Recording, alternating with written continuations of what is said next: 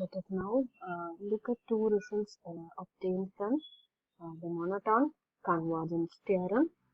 So we are given UN to be a sequence of non-negative measurable functions, and F is defined as, so F is summation n equal to 1 to infinity UN.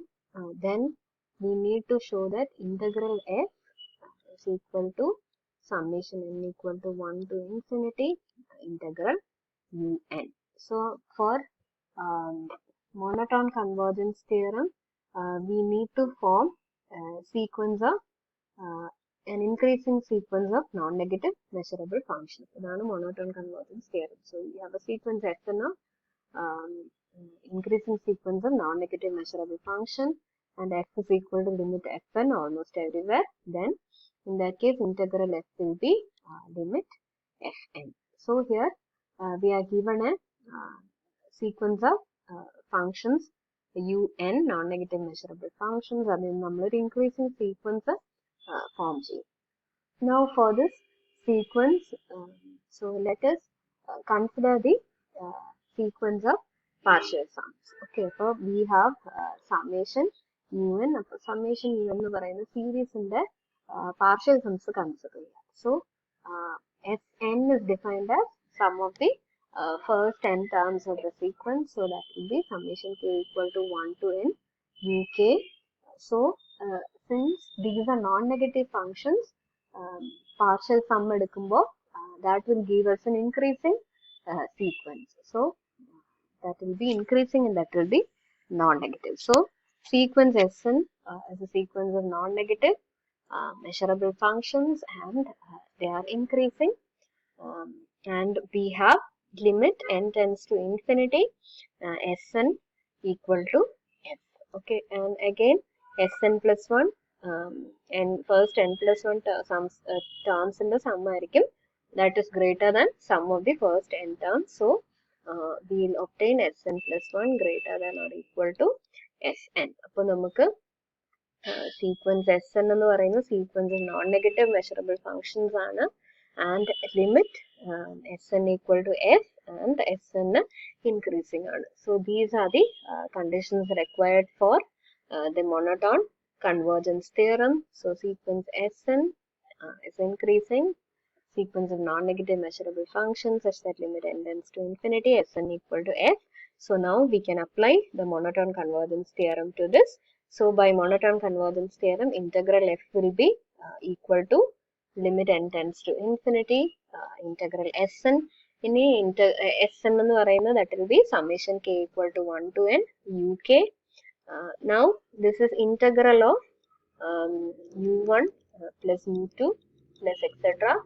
un. So we have a finite sum here, so that can be written as integral u1 plus integral u2 plus integral un. So that will be summation k equal to 1 to n integral uk.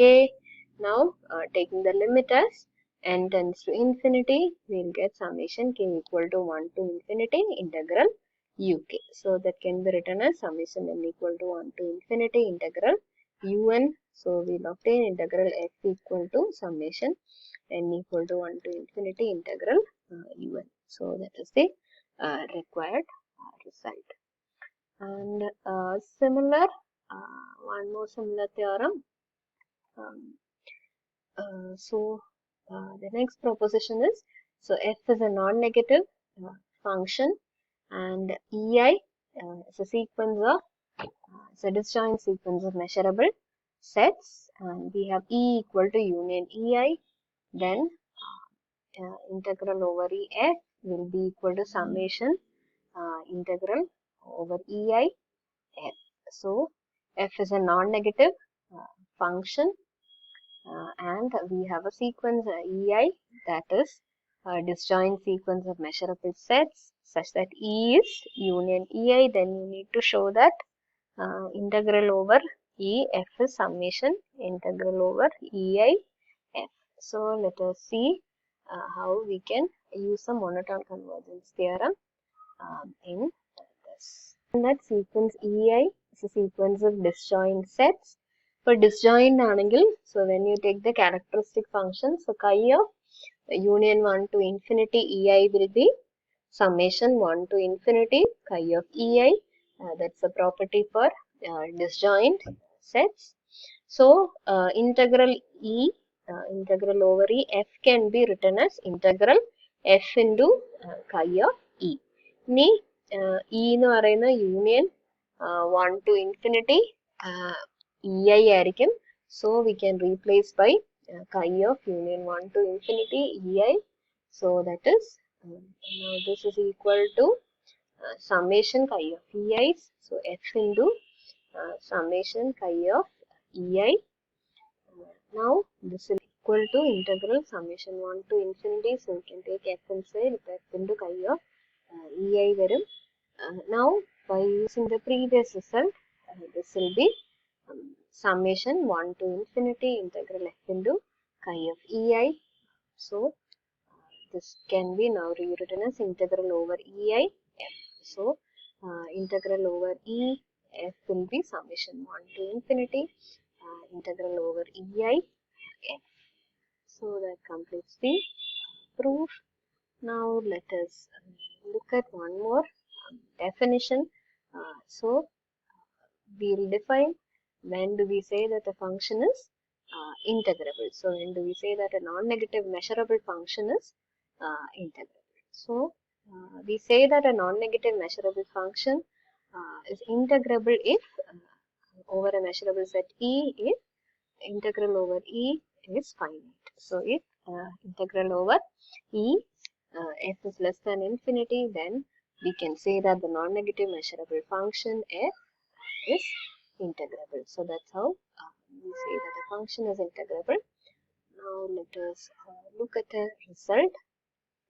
So if f and g are two non-negative measurable functions, so if f is integrable over e and we have g less than f on e, then we can say that g is also integrable on e, and integral over e f minus g will be equal to integral f minus integral g.